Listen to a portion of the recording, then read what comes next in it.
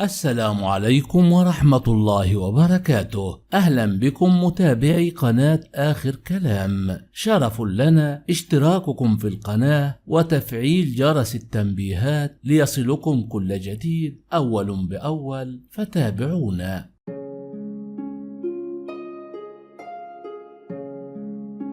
وفاة الشيخ صنيتان الضيط، وسبب وفاته وهو أحد شيوخ قبيلة عتيبة الهيلة. ولد الشيخ صنيتان بن محمد الضيط في المملكة العربية السعودية، ويحمل صنيتان الضيط الهوية السعودية وديانته الإسلام. ويعتبر الشيخ صنيتان بن محمد الضيط من أبرز الشخصيات في المملكة العربية السعودية. الشيخ صنيتان بن محمد الضيط يوم الأربعاء بتاريخ 5 يونيو 2024، وسبب وفاته تعرضه لوعكة صحية. الله يرحمه ويغفر له ويسكنه فسيح جناته، ويلهم أهله وزويه الصبر والسلوان، وإنا لله وإنا إليه راجعون. وبعد أن عرضنا عليكم عن سبب وفاته، كان قد أجرى الشيخ لقاء مطول جاء فيه إذا كان الوفاء والإنصاف أحد مقاصد وأهداف هذا اللقاء، إلى أنني لا أظن بأنه سيكون في إمكاننا في هذه العجالة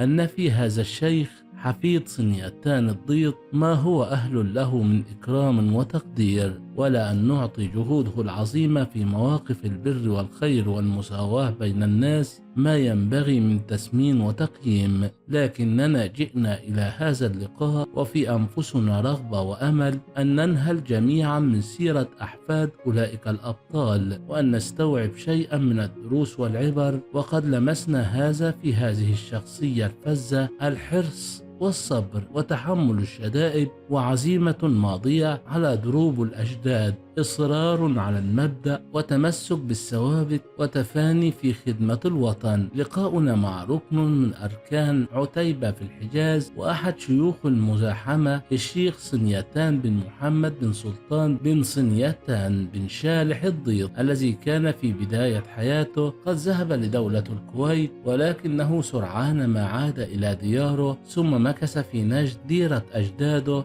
وانتقل إلى الحجاز، وهناك كان الاستقرار في حي الصفا بجدة. بداية دعنا نسألك سؤالنا الروتيني، وعند سؤاله كم عدد أبنائك؟ أجاب الشيخ: أبنائي 6، أكبرهم فواز ويليه فهد وسلطان وفيصل وعبد العزيز وتركي. ما معنى اسم الضيط؟ اسم الضيط على دخيل الله، وله سبب، حيث أن دخيل الله هو كبير جماعته وربعه الذين كانوا قلة في ذلك الوقت، وكان من وجهائهم، وكان رجل شجاع وذو بنية قوية وعظيمة. وحدث أن جرت بينهم وقبيلة أخرى معركة قوية، لا أعلم بالضبط هل هي في مكة، ولكن المؤكد أنها في الحجاز. وكان رحمه الله يقول: ضربت بالسلاح حتى مللت، وقمت بأخذ الرجل وأضوضت به الآخرين، ومن هنا سمي بالضيط. وعند سؤاله عن التكهنات حول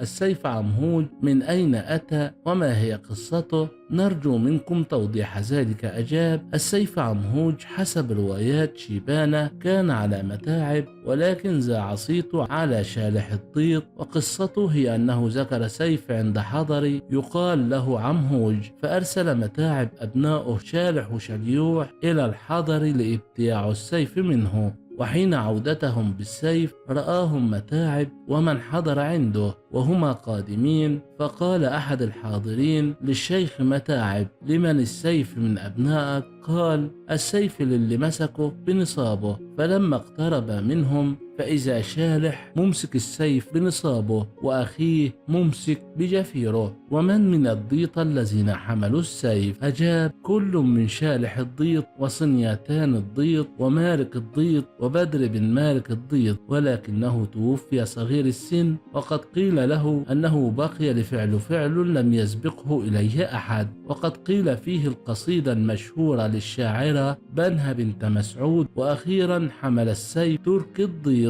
وعند سؤاله عن المعارك التي حضروها أجاب: المعارك كثيرة ولن أستطيع أن أحصيها جميعا الآن، ولكن أستطيع أن أذكر منها معركتي شالح الضيط مع الترك إحداها ذبح فيها شالح 90 فارس من الترك، وكانت في وادي مجرور. ومما يذكر في هذه المعركة المقولة المشهورة لأحدهم: والله لو مع الويطويط مثله ما بقي منا رداد الخبر.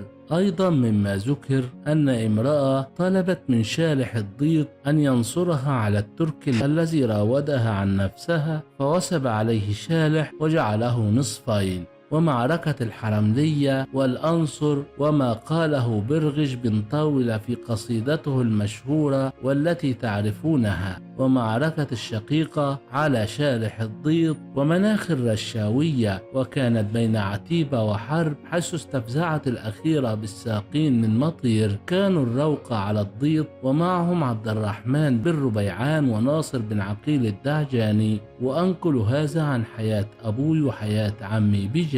يقول: حين نزلنا على القاعية، قاعية الحفاة، ومراسلون ابن نحيت، ونزلنا وبيننا وبين مناوشات، ولأبعد تواجهنا، وكانت خطة من حرب ليذهب هو إلى الروقة وهم يكونون على ابن حميد. قال: ولا درينا عقب العصر وإحنا جالسين في المجلس عند مارق الضيط وغيرها من المعارك المشهورة. نتحدث في هذه الزاوية عن أحد فرسان الجزيرة العربية الذي خلده التاريخ بفعل سيفه بيده. هذا الفارس الراحل اليوم هو صنيتان الضيط، كيف لا، وهو ابن الشيخ صالح الضيط الذي هزم الدولة العثمانية. ترجع إلى صنيتان الضيط ومعاركه وبطولاته النادرة، حيث قاد هذا البطل المزاحم في معركة الأنصر، وذكره ابن طاولة في قصيدة: كما حضر الشيخ صنيتان الضيط يوم عروة بن رشيد وعتيبة، وكان له دور بارز، حيث أنه حمل ابن سعود في ذلك اليوم عندما قتل حصان ابن سعود، حمله صنيتان مرتين، وحمله ابن هندي مرة. ذكر ذلك صاحب السمو الأمير سعود بن محمد الكبير في مجلسه بالرياض، نقلها مرافقه مبارك المري، وحدث بها أحد العضيان. في أحد السنين نزل صنيتان على إبريقه، وطلب من ابن رشيد أن يسمح له وجماعته بالشرب من إبريقه، وأعطاه ابن رشيد وقال: لك فقط، ولا تشرك أحد معك الماء. فوافق على ذلك. وعندما ذهب أتوه الدعاجين والعصمة من برقة،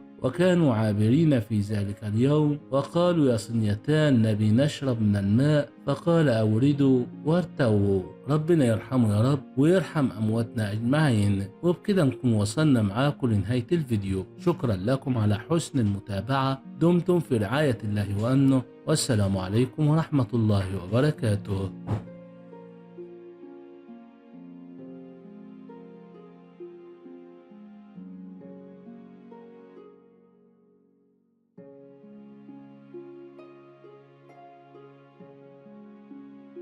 السلام عليكم ورحمة الله وبركاته. أهلا بكم متابعي قناة آخر كلام. شرف لنا اشتراككم في القناة وتفعيل جرس التنبيهات ليصلكم كل جديد أول بأول، فتابعونا.